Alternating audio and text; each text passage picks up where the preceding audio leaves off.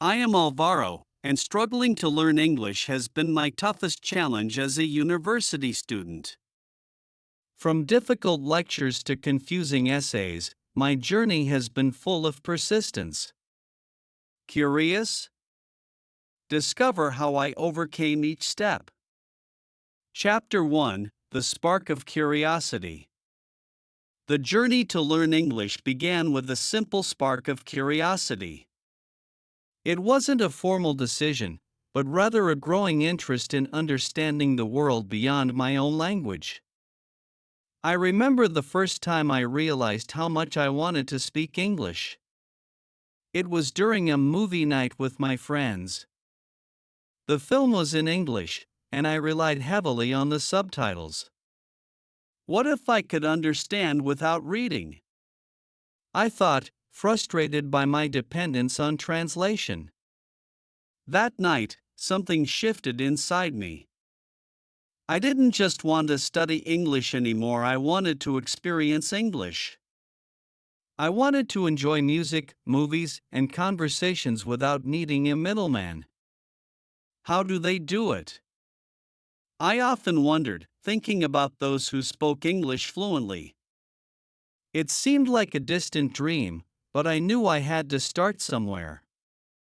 The next day, I decided to dive into the language, even though it felt intimidating. I started by listening to songs and writing down the lyrics. At first, I couldn't catch every word, but I kept going. Slowly, the phrases started to make sense. This isn't so bad, I told myself, feeling a small sense of accomplishment. Music became my first teacher. I would listen to my favorite English songs repeatedly, trying to decipher the lyrics. I'd pause the track, replay a line, and write down what I heard. Sometimes, I'd get it right. Other times, I'd miss entire phrases, but each mistake was a lesson. Keep going, I told myself. My curiosity kept pushing me forward. Movies were a different challenge. I tried watching without subtitles, but I missed most of the dialogue. It was frustrating, but I didn't give up. Instead, I switched to movies I'd already seen in Spanish. Knowing the plot helped me focus on the language. You're learning, I reminded myself, even when it felt slow. As time went on, my curiosity turned into something deeper, a commitment to mastering English. It wasn't just about understanding entertainment anymore. I wanted to speak English fluently, to connect with people from different cultures. I knew it wouldn't be easy, but I was ready for the challenge. I started practicing every day, no matter how small the effort. I remember one evening when I was talking to a friend who spoke both English and Spanish. We switched to English halfway through the conversation. I struggled at first, searching for words and making mistakes. But the more we talked, the more confident I became. This is what learning feels like, I thought, energized by the progress, no matter how small. But learning wasn't always smooth. There were days when I felt stuck, unable to grasp certain phrases or understand accents. One afternoon, I joined an online discussion in English, thinking I was ready. I quickly realized how fast everyone spoke. I couldn't keep up, and by the end, I felt defeated. Maybe I'm not ready, I thought, the frustration setting in. Despite these setbacks, I knew that mastering English would require patience. I told myself that progress wasn't always visible, but it was happening. I kept practicing, focusing on small victories, understanding a new word, finishing a conversation without switching back to Spanish. Each achievement, no matter how minor, was a step forward. Then, something clicked. It was during a routine conversation with a colleague who only spoke English. We were discussing a project, and for the first time, I realized I wasn't thinking about the language. I was just speaking English, naturally, without overthinking every word. The conversation flowed, and by the end, I felt something new confidence. I can do this, I thought, recognizing that my curiosity had led me here, to a place where English was no longer foreign but familiar. That moment became a turning point. My initial curiosity had evolved into a passion. Learning English was no longer about forcing myself to study, it was something I looked forward to.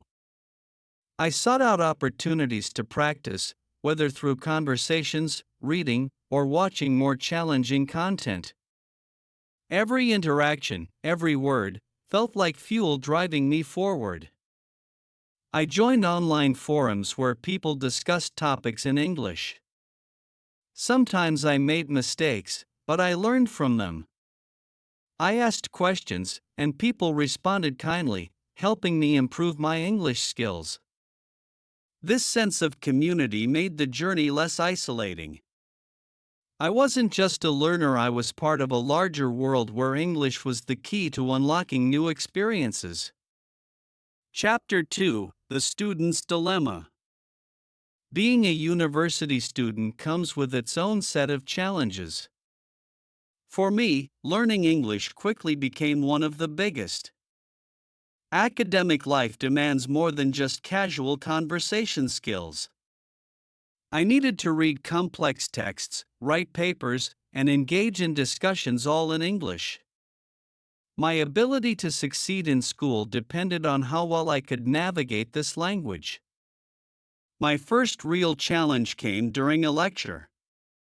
The professor spoke quickly, using advanced vocabulary I hadn't fully mastered yet. I scribbled notes, trying to keep up, but I missed half of what was said. How am I supposed to understand all this? I thought, feeling overwhelmed. The academic environment felt like a different world, one where my basic English skills weren't enough. Reading assignments became my next hurdle. The textbooks were dense, filled with technical terms and concepts that felt out of reach. I found myself spending hours on a single chapter, constantly looking up words. This is going to take forever, I realized, frustrated by how slow the process was. But I knew there was no shortcut. To succeed, I had to grasp English at a deeper level. Class discussions were another source of anxiety. Professors expected us to participate, to share our thoughts and debate ideas. But how could I contribute when I wasn't sure if my English was good enough? I would sit there, thinking of what I wanted to say, but by the time I translated it in my head, the conversation had moved on. Why can't I speak faster? I asked myself, frustrated by my hesitation. One day, my professor called on me unexpectedly. I felt a wave of panic. Just say something, I thought, scrambling for the right words. My answer wasn't perfect, and I could feel my face turning red, but I got through it. That small moment pushed me forward. You did it, I reminded myself, even though it wasn't flawless. Writing academic essays in English was another major challenge. In my native language, I could express myself clearly. But in English, my sentences felt clumsy. I struggled to convey my ideas with the same depth and precision. How can I explain this better? I often wondered, staring at my drafts for hours. My first essay came back with more red marks than I expected. The feedback was tough but necessary.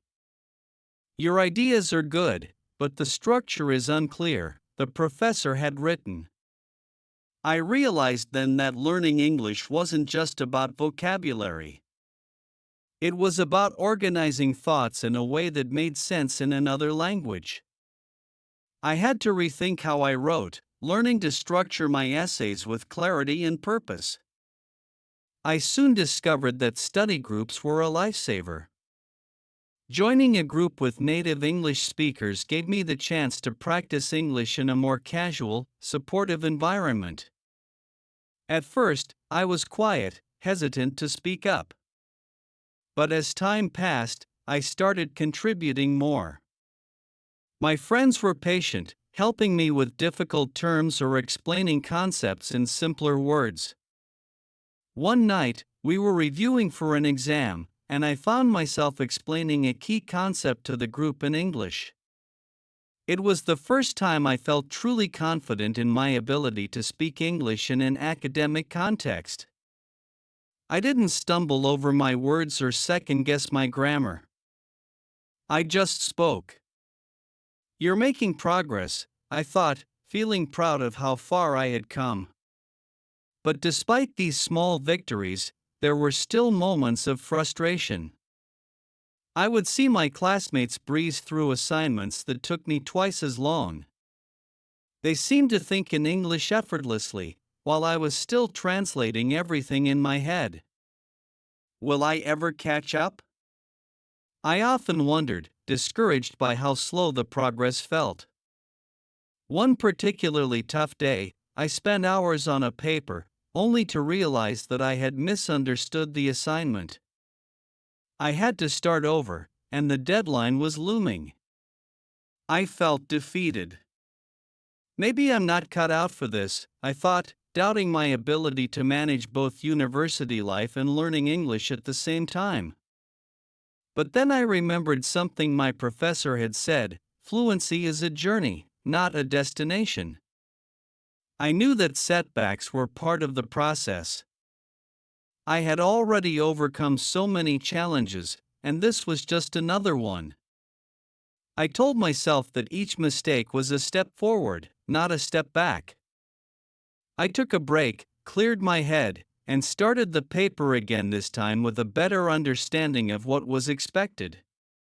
By the end of the semester, I had made noticeable progress. My essays were clearer, my participation in class more frequent, and my understanding of academic texts had improved. "You're getting there," I told myself, proud of the effort I had put in. But I also knew that the journey wasn't over. There would always be more to learn, more to practice. Looking back, I realized that the real challenge of learning English wasn't just about mastering the language. It was about persistence. It was about showing up every day, even when it felt overwhelming. It was about pushing through moments of doubt and frustration, knowing that each small effort added up over time. My journey as a student learning English wasn't perfect, but it was real. I faced the highs and lows, the small victories and the setbacks. But through it all, I kept moving forward, driven by the desire to succeed academically and to master English for the opportunities it would bring. Chapter 3: Learning on the Job. The first day at my new job felt overwhelming. It wasn't just the work. I had to communicate in English with customers and colleagues. This was real life, and I couldn't rely on textbooks or slow translation. How will I manage? I thought. But I knew this was my opportunity to take learning English beyond the classroom. I worked part-time at a busy cafe. The customers came in, placed their orders, and expected fast service. But it wasn't just about serving coffee. It was about interacting, understanding accents, and responding quickly. Every order was a test of my English skills. I couldn't pause to think. I had to speak English naturally. On my first day, I felt the pressure immediately. A customer walked in and rattled off an order in rapid English. My heart raced. Did I catch that right? I asked myself, trying to keep calm. There was no time to second guess. I repeated the order back, hoping it was correct. The customer smiled and nodded.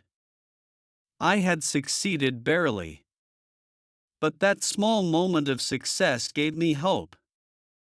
I realized that communicating in English in real time was tough, but it wasn't impossible. Every shift at work became a chance to practice speaking without hesitation.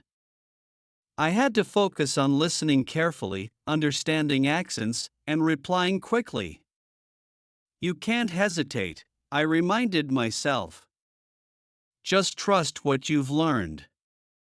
Listening became the most important skill in my job.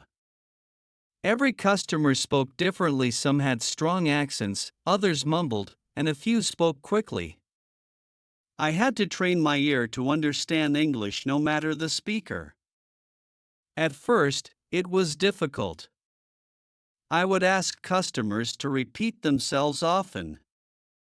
Could you say that again, please? Became my go-to phrase.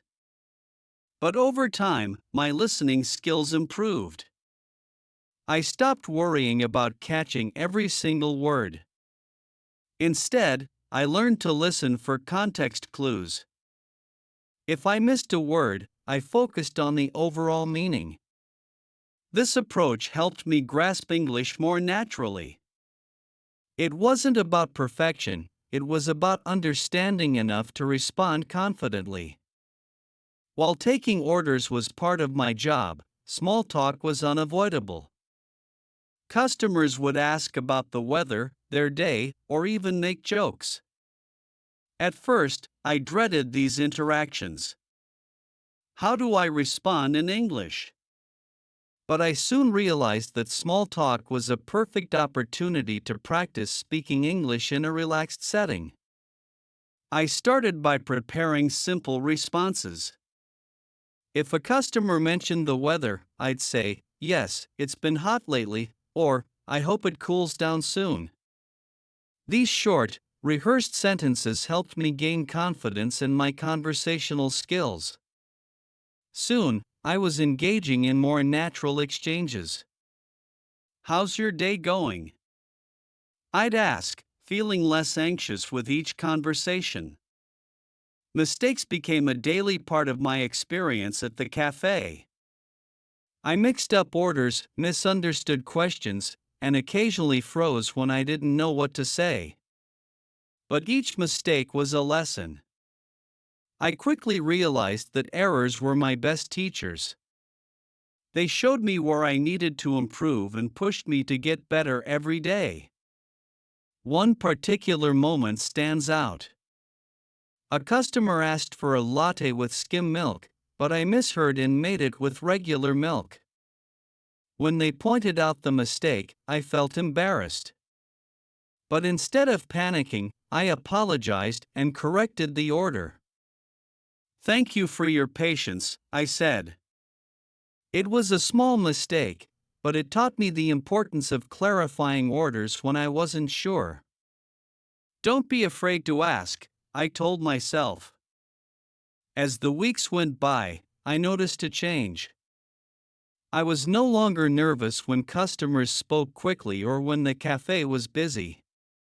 My English skills were improving with every shift. I wasn't just learning new words, I was learning how to communicate under pressure. The fast-paced environment forced me to think in English without translating in my head. One of my favorite customers would come in every morning and chat with me about the latest news. At first, I struggled to keep up with the conversation, but as time went on, I could hold my own. We'd talk about sports, politics, or even his weekend plans. I wasn't just surviving at work, I was thriving. "You're doing it," I thought to myself, "you're speaking English with confidence." Another challenge at work was multitasking while communicating in English. I had to take orders, prepare drinks, and answer questions all at the same time. It wasn't easy. My brain was juggling tasks in a new language. "Stay focused," I'd tell myself as I worked. Gradually, I became more comfortable with multitasking. I could prepare an order while chatting with a customer and even explain our menu in detail. Learning English on the job had become more than just listening and speaking, it was about integrating the language into every aspect of my work. I was using English in real-world situations, and that was making all the difference. Interacting with my coworkers was another part of the job that helped me improve my English.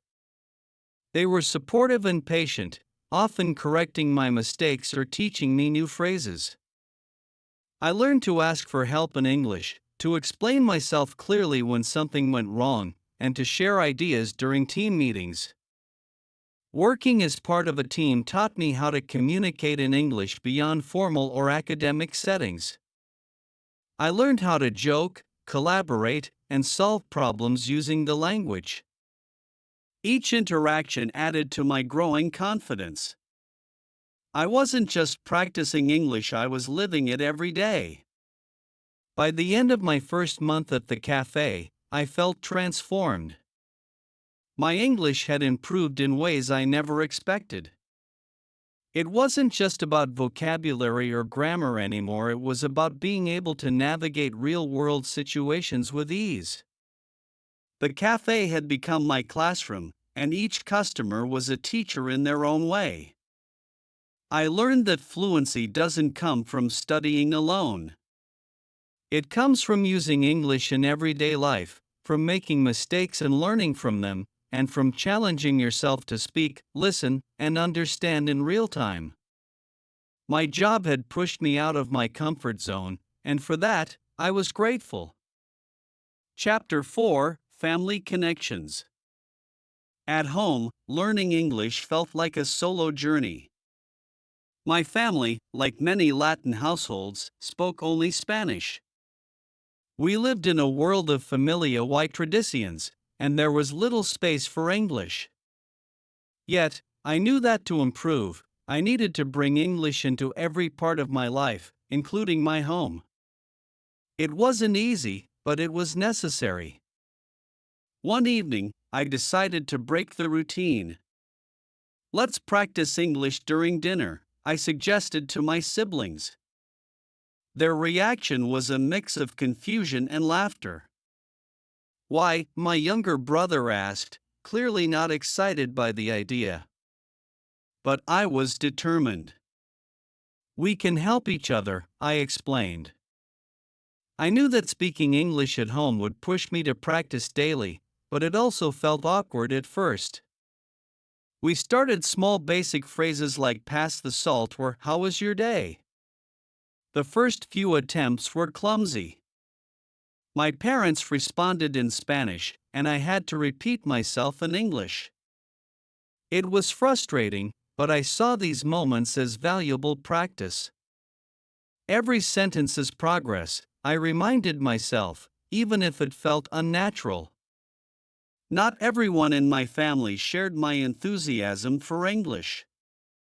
My mother, who had never needed English for her job, saw no reason to change. "¿Por qué hablar inglés en casa?" she asked, clearly puzzled by my insistence. I understood her point. For her, Spanish was enough.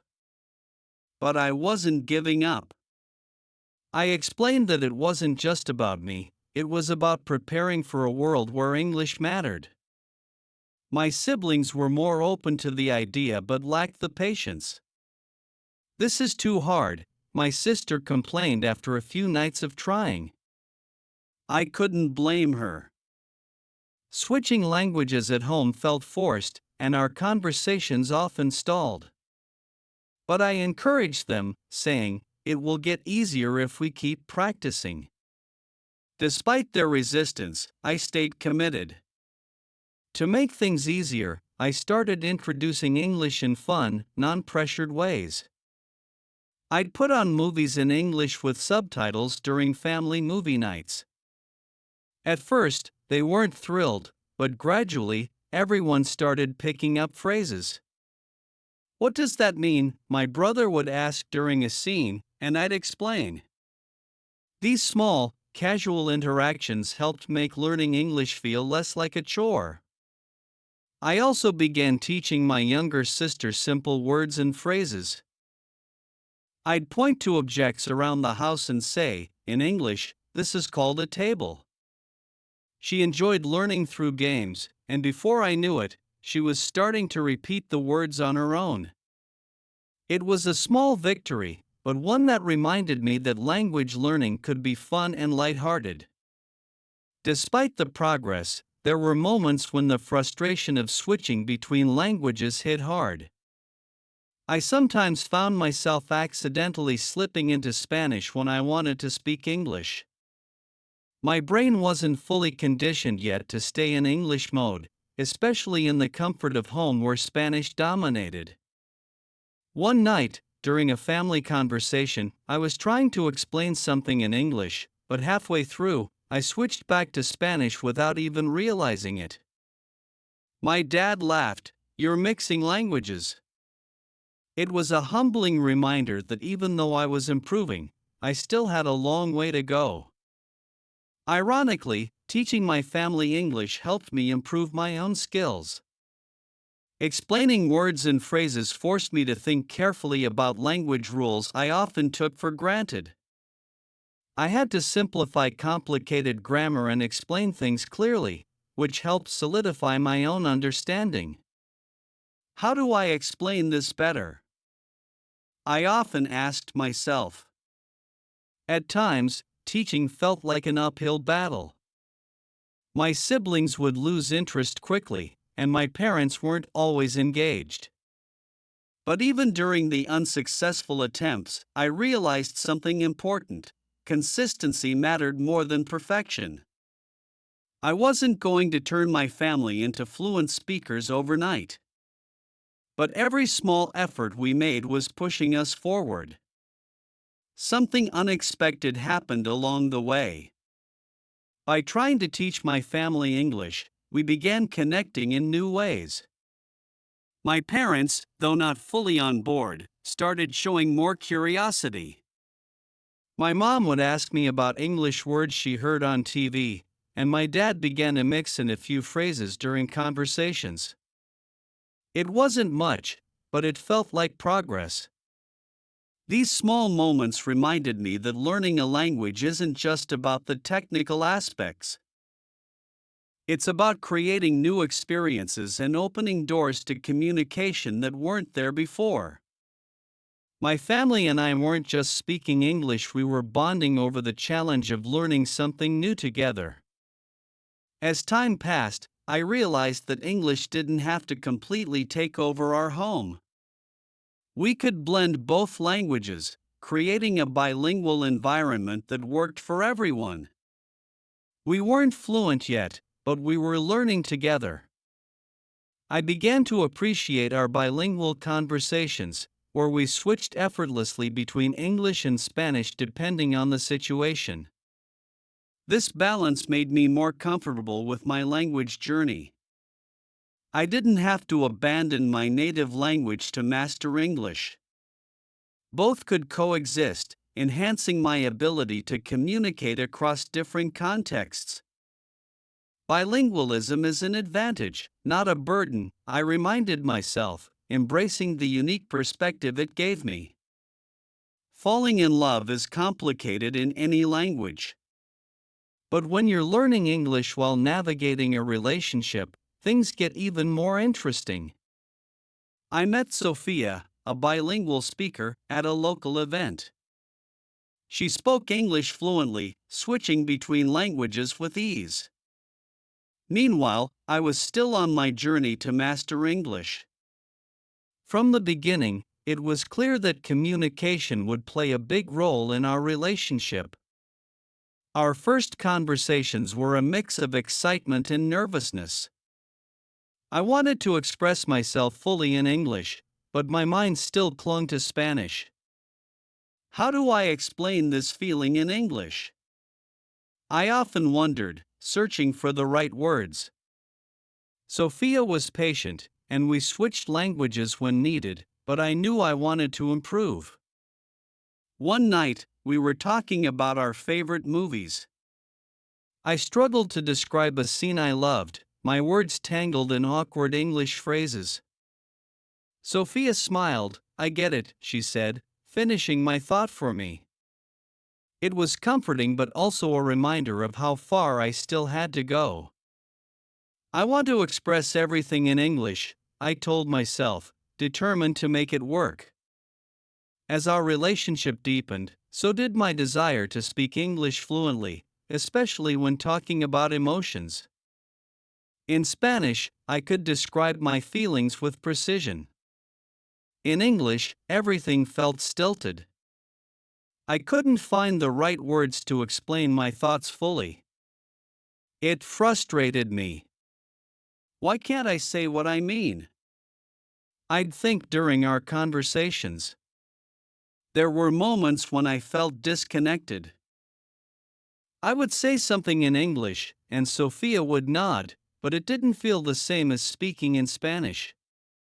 English lacked the warmth and nuance that I was used to. Does she really understand me? I asked myself.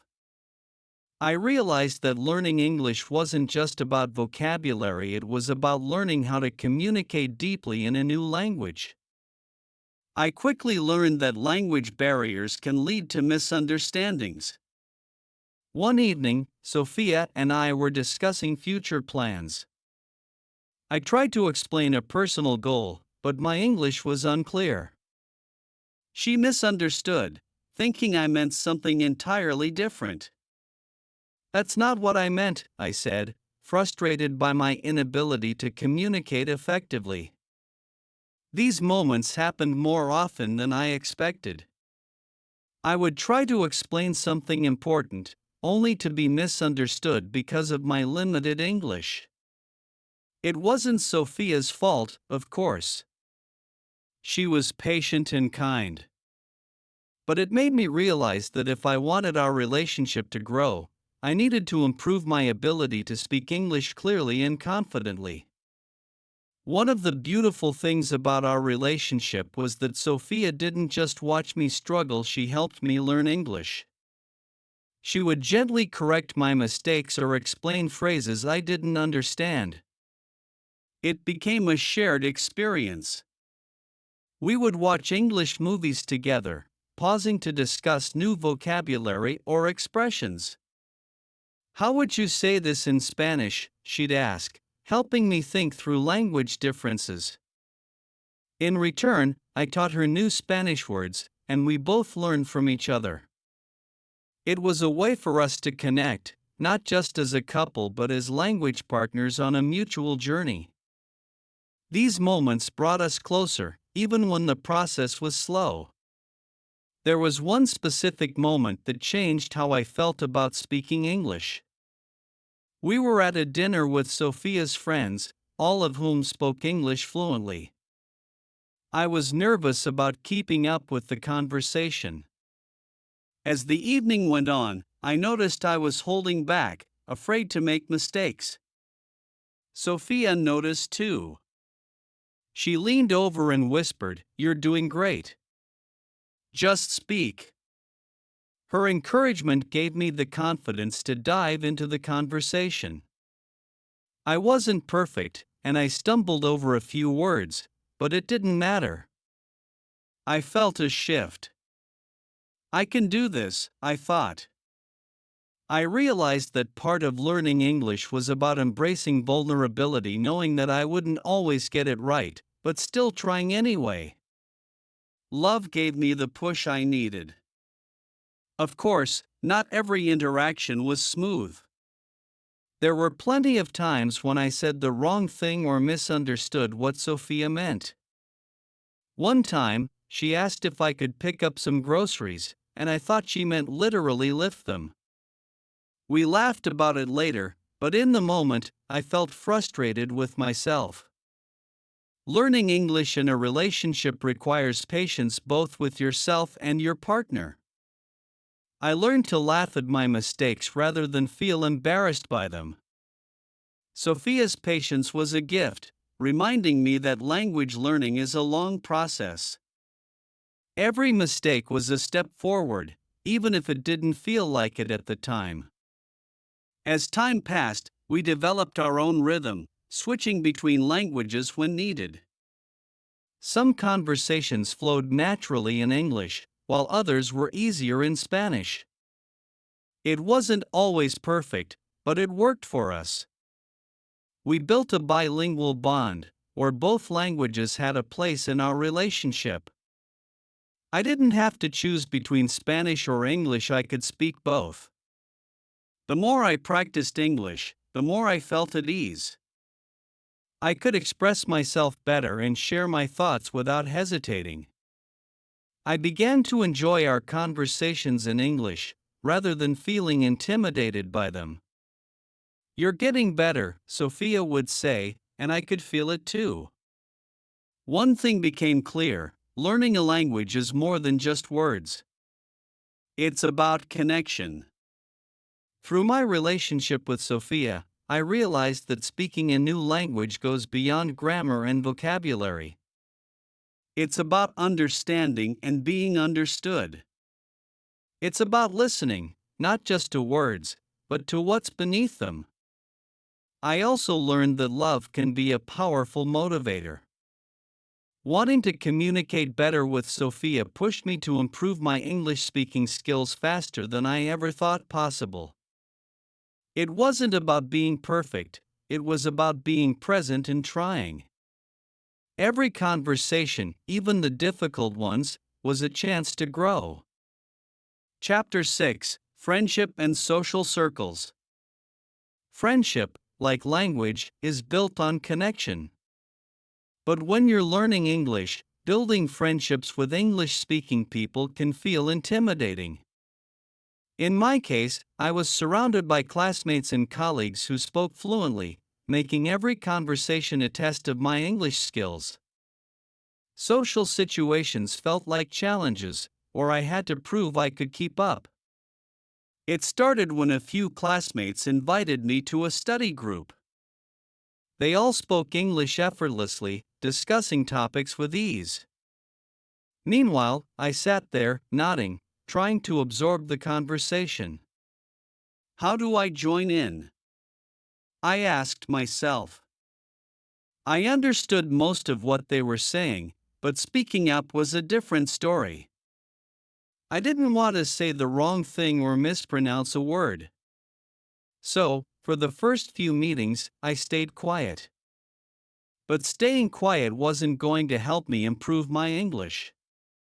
I realized that if I wanted to make friends and grow my language skills, I had to speak. The next time we met, I made a conscious effort to contribute. I started with small comments, just a few words at a time. Slowly, I began to feel more comfortable. My classmates were supportive, never making me feel awkward for my mistakes. They're here to learn too, I reminded myself, pushing through the anxiety. It wasn't the study group discussions that scared me the most. It was the casual conversations that happened before and after. Talking about assignments was easier because it was structured. But when the conversation turned to weekend plans or personal stories, I felt lost. How do I jump in? I'd wonder, trying to follow the natural flow of the conversation. One afternoon, they were talking about a funny incident that happened over the weekend. I wanted to join the laughter, but I missed the punchline. I smiled, pretending I understood, but inside, I felt left out. You'll get there, I told myself, determined to understand these lighter, more fluid conversations. As I spent more time with my English-speaking friends, I realized that learning English wasn't just about words, it was about culture. They made references to movies, music, and events I wasn't familiar with. Sometimes, I felt like I was not only learning a new language but also trying to understand a different culture. There were jokes that didn't translate well and expressions that didn't exist in Spanish. One night, we were out for dinner, and someone said, "That's the elephant in the room." I froze. What elephant? I wondered, completely confused. It took a minute for me to realize it was an idiom, not meant to be taken literally. These moments were frequent, and while they made me feel out of place, they also became opportunities to learn. Afterward, I would look up the phrases I didn't understand, adding them to my growing list of English expressions. My social circles became an unexpected classroom. Every outing, every casual chat, was a chance to practice English in real-world situations. One of the biggest lessons I learned was that it was okay to ask for clarification. What does that mean? I started asking when I didn't understand something. My friends were always willing to explain, turning every conversation into a learning experience. The more I spoke, the more I realized that my friends weren't judging my English. In fact, they admired my effort to learn. One friend, Jake, often complimented me on how quickly I was improving. "You're doing great, man," he'd say after I successfully navigated a tricky conversation. These small encouragements helped build my confidence, reminding me that I didn't have to be perfect to participate. There were plenty of times when I made mistakes, and not all of them were small.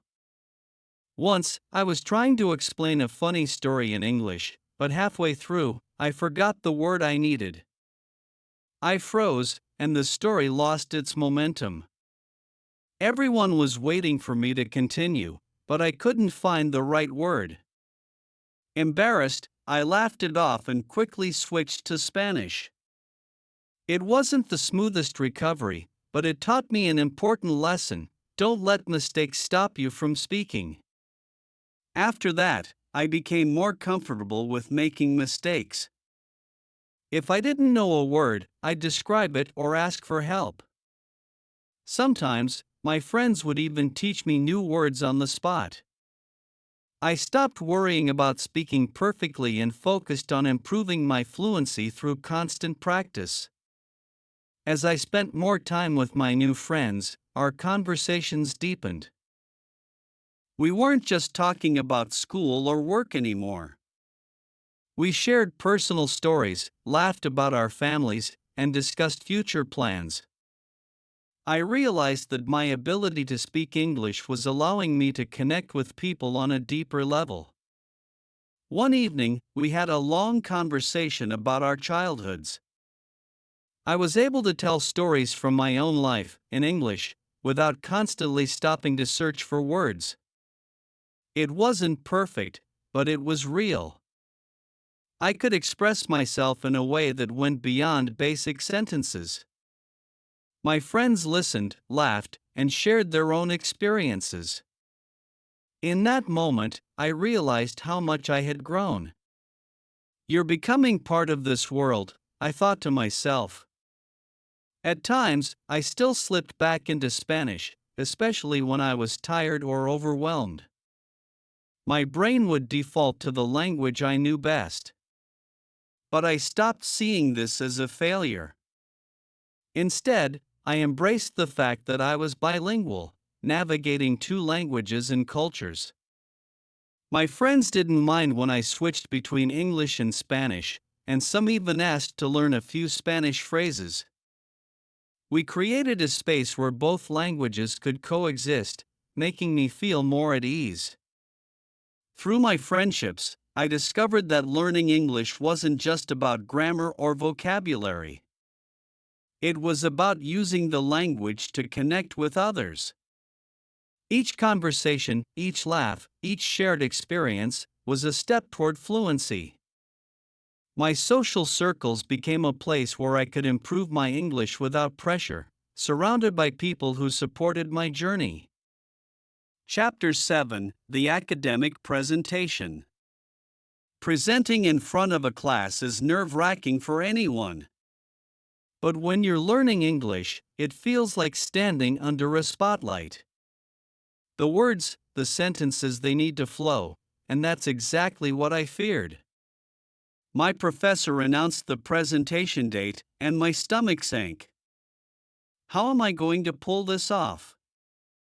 I asked myself, overwhelmed by the thought of speaking in English for an entire presentation.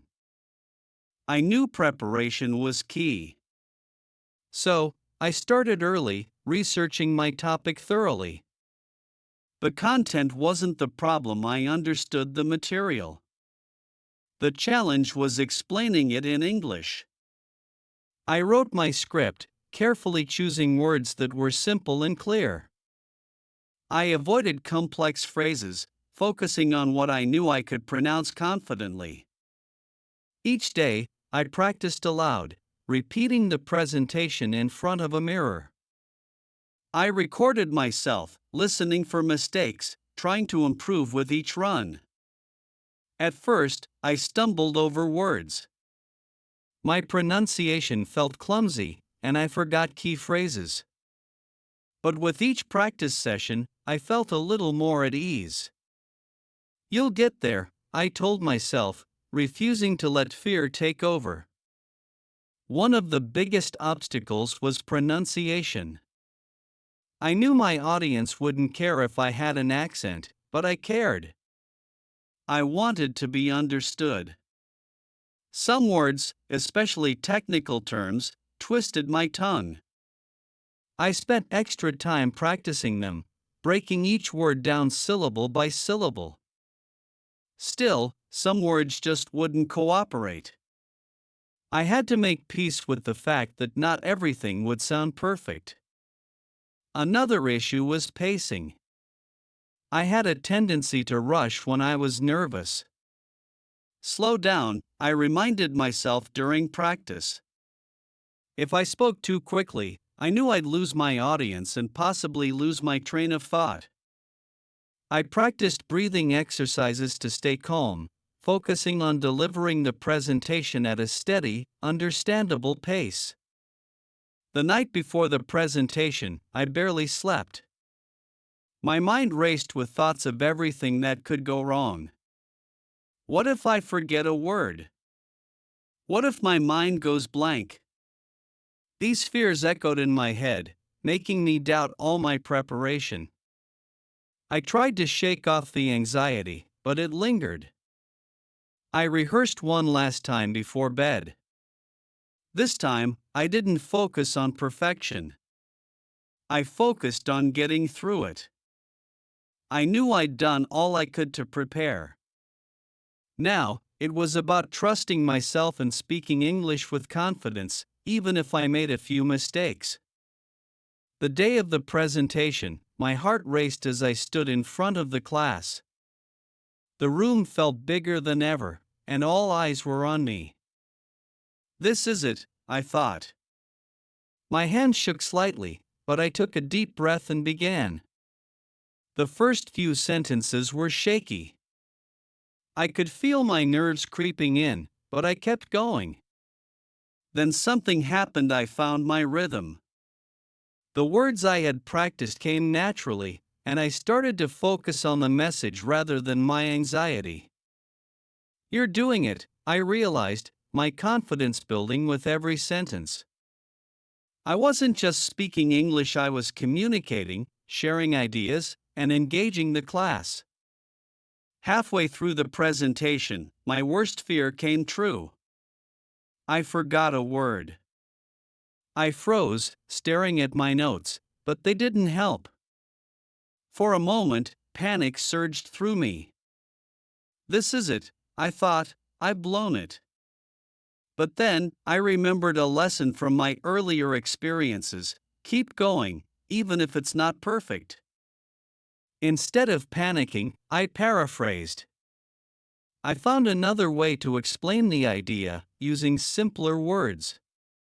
It wasn't as eloquent as I'd hoped, but it worked. The class understood, and I moved on. That small recovery gave me the boost I needed to finish strong. Mistakes happen, I told myself, but they don't have to stop you. As I neared the end of my presentation, something unexpected happened. I started to enjoy it. The nerves faded, and I found myself speaking more freely. I asked the class questions, and they responded. It wasn't just a monologue anymore, it was a conversation. My English speaking skills were being tested in real time, and I was passing the test. Engaging with the class gave me a sense of control. It reminded me that communication is a two-way street. I didn't have to be perfect. I just had to be clear and open to interaction. When someone asked a question I didn't fully understand, I asked them to clarify. Instead of feeling embarrassed, I felt empowered by the exchange. The moment I clicked to the final slide, a wave of relief washed over me. I had done it. I had presented in English, overcoming my fears and handling unexpected challenges along the way. The class applauded, and I took a deep breath, grateful it was over but also proud of what I had accomplished. As I returned to my seat, I reflected on the journey. Learning English had brought me here, to a point where I could stand in front of a group and speak confidently. It wasn't perfect, but it was real. I had communicated my ideas, even when things didn't go as planned. After the presentation, my professor gave feedback. To my surprise, most of the comments were positive. Your message was clear, she said, highlighting my ability to engage with the audience. There were a few suggestions for improvement, mostly about pronunciation and pacing, but nothing I hadn't already recognized. Her feedback reinforced something important. I was capable of speaking English in challenging situations. I left the classroom feeling both exhausted and energized. The presentation had been a milestone in my journey. It showed me that learning English is about more than just memorizing vocabulary or studying grammar. It's about using the language to share ideas, even when it's uncomfortable or imperfect. This experience gave me the confidence to take on more challenges. I knew that presenting in English would never be easy, but it no longer felt impossible. I had learned to navigate the obstacles, whether it was forgetting a word or dealing with nerves. And more importantly, I had learned to trust myself. Chapter 8: English at the Office. Starting my internship at an international company was a new chapter. I knew this would test my English speaking skills in a professional setting. No more casual conversations or classroom discussions, this was the real world. Everything from emails to meetings required me to communicate in English clearly and efficiently. On my first day, I felt overwhelmed by the speed at which everyone spoke. My supervisor introduced me to the team, and I nodded, trying to keep up. Can I handle this? I wondered, feeling the pressure build. The office was buzzing with people, and conversations flowed rapidly around me. I struggled to process everything in real time. I realized quickly that this wasn't just about understanding words, it was about grasping English in a fast-paced environment. Emails flooded my inbox, each one full of professional jargon and unfamiliar terms. I spent extra time reading them carefully, trying to absorb every detail. But I couldn't take too long. I needed to respond. I crafted my replies slowly, double-checking grammar and tone. I was terrified of making mistakes. Don't mess this up, I reminded myself, feeling the weight of expectations. Writing professional emails in English was harder than I expected. I had to strike the right balance between being formal yet approachable. My first attempts were overly stiff, using phrases that felt awkward and unnatural. Best regards, I wrote, not sure if it sounded too distant. Over time, I learned that simplicity worked best. I stopped overcomplicating my sentences and focused on clarity. My goal was to communicate effectively in English without sounding robotic. There was one email that stands out. I had misunderstood a request from a colleague and responded with information that wasn't relevant. When they pointed it out, I felt embarrassed. But instead of dwelling on the mistake, I replied with a brief apology and corrected my response. Mistakes happen, I told myself, grateful that I had handled it professionally. Meetings became the biggest test of my ability to speak English under pressure. The team gathered in a conference room, and I had to participate. Listening was one thing, but speaking up felt terrifying. I didn't want to sound unprepared or hesitant. How do I jump into the conversation? I often thought, unsure of when to speak. One meeting in particular made me question my readiness. The discussion moved quickly, and when I finally spoke up, I stumbled over my words. I could see my colleagues waiting, and the pause felt painfully long. I finished my point, but I felt like I had failed. You need to get better at this, I told myself, frustrated by my lack of fluency in fast-moving discussions. However, each meeting became a learning experience. I started preparing more thoroughly, writing down key points before walking into the room. This way, I had a few sentences ready to go, reducing my fear of freezing up. Slowly, I gained the confidence to contribute more often, even if I wasn't perfect. Office jargon was another unexpected challenge. Phrases like circle back, take it offline, or actionable insights didn't make immediate sense to me. I remember one conversation where my supervisor said, "Let's table this discussion for now." I stared, trying to figure out if she meant to literally put something on the table. Afterward, I asked a colleague, and they explained the phrase. Learning English in a business setting meant understanding these nuances, not just mastering the basics. I started keeping a notebook, writing down every unfamiliar phrase I heard during the day.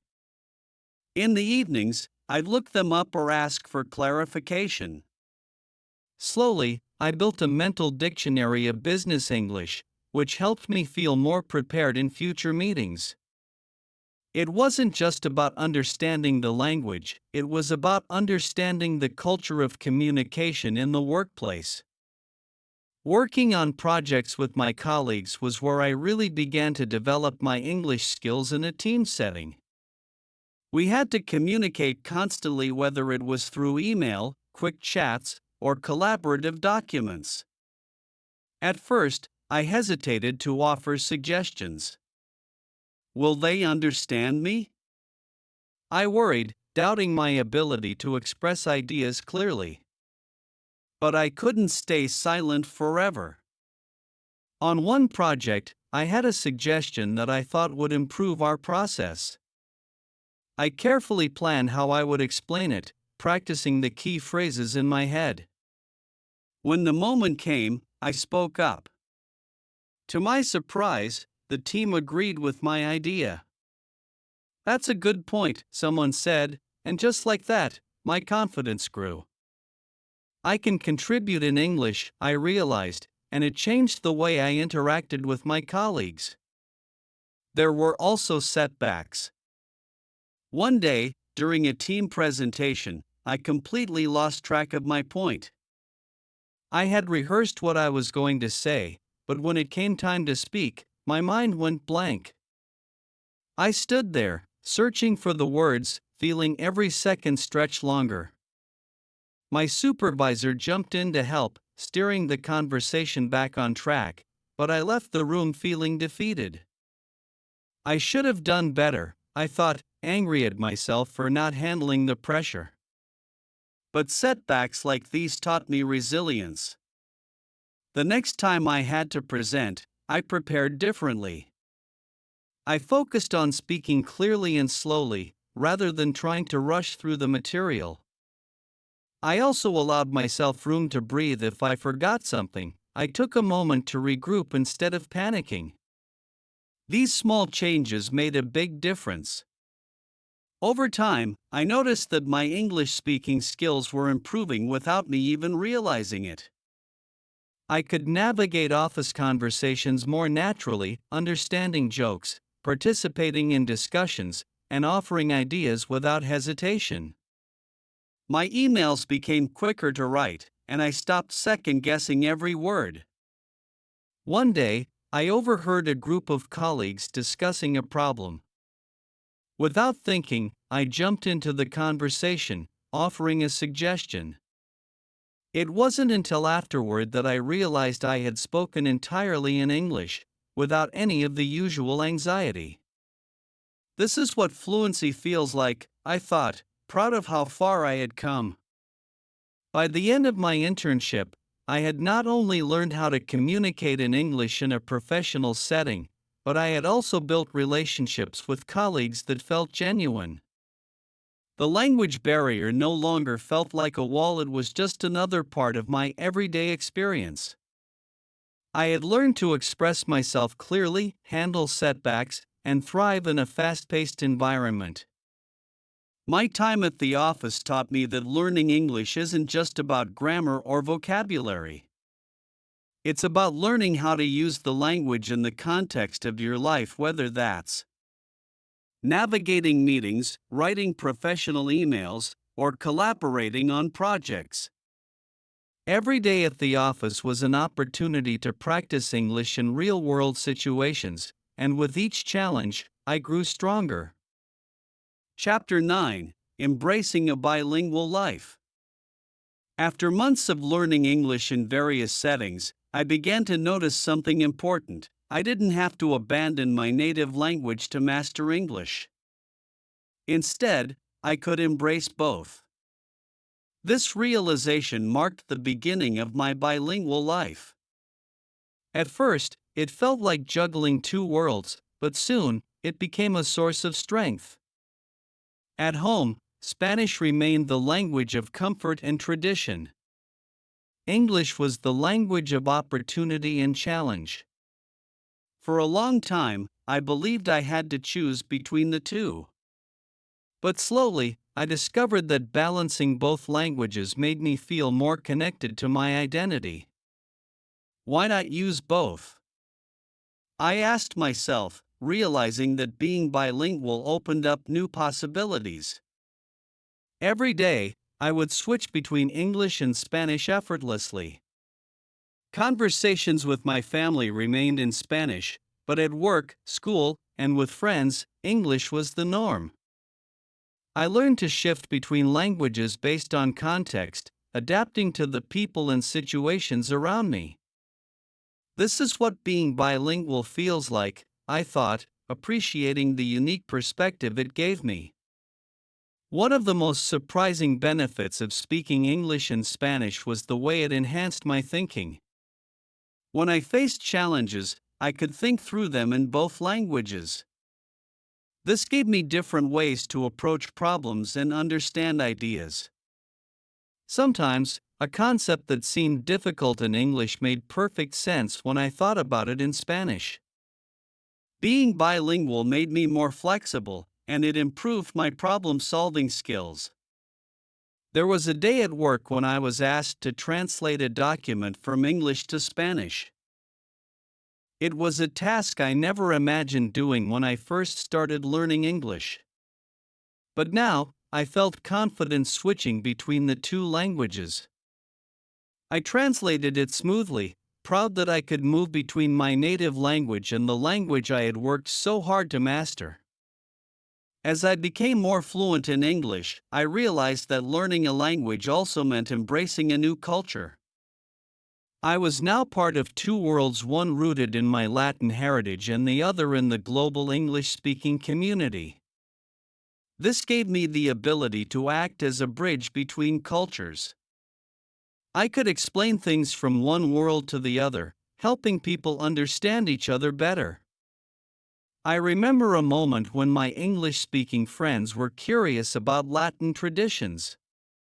Shared stories about my family's celebrations, explaining the cultural significance behind them. It felt empowering to share my background in a language they could understand. At the same time, I explained parts of the English-speaking culture to my family, helping them appreciate the new world I was part of. This is what it means to live in two cultures, I thought, grateful for the chance to connect both sides of my life.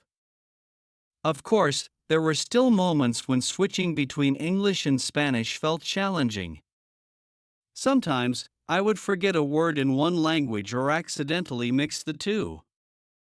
I remember a time when I was talking to my boss and, mid-sentence, I used a Spanish word without realizing it.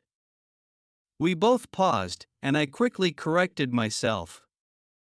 We laughed it off, but it reminded me that being bilingual could sometimes feel like walking a tightrope. These moments, though frustrating, helped me learn to be patient with myself. It's okay to mix things up sometimes, I reminded myself, knowing that being bilingual meant managing two languages in one brain. With time, these slip-ups became less frequent, but I also learned to accept them when they happened. What started as a journey to learn English had evolved into something much more. I wasn't just an English learner anymore, I was bilingual. This identity became a source of pride. I could navigate different worlds, switch languages effortlessly, and communicate with people from diverse backgrounds. It wasn't just about speaking two languages, it was about thinking, feeling, and living in two languages. Being bilingual allowed me to connect with more people than ever before. At work, I was able to help colleagues who spoke Spanish, translating important information and helping them feel included. With my English-speaking friends, I could share my Latin culture, helping them see the world from my perspective. It wasn't just about words, it was about bridging cultures and making meaningful connections. Fluency wasn't just about speaking English or speaking Spanish, it was about being fluent in both worlds. There was a day when I realized I had stopped thinking so much about the switch between languages. It had become second nature. Whether I was at a family gathering or a business meeting, I felt comfortable expressing myself in whichever language the situation called for. There were no more mental blocks, no more pauses to translate. I could think directly in English when I needed to and shift back to Spanish when I was with my family. This is fluency, I thought, not just in one language, but in two. My journey to learn English didn't end when I reached fluency. In fact, it opened the door to continuous learning. I began exploring new English expressions, improving my vocabulary, and deepening my understanding of both languages. The beauty of being bilingual is that there's always room for growth. Language isn't static, it evolves, and so do I. One of my goals became helping others on their own language journeys. I started tutoring friends who wanted to learn English, using my own experiences to guide them. I could empathize with their struggles and celebrate their victories, knowing firsthand the challenges and joys of becoming fluent in a new language. If you enjoyed this video, we'd love to hear your thoughts. Don't forget to give it a thumbs up and hit the notification bell so you never miss our latest content. Best of all, it's free. And finally, don't forget to watch our next video where you will learn and reinforce your knowledge and try to understand English.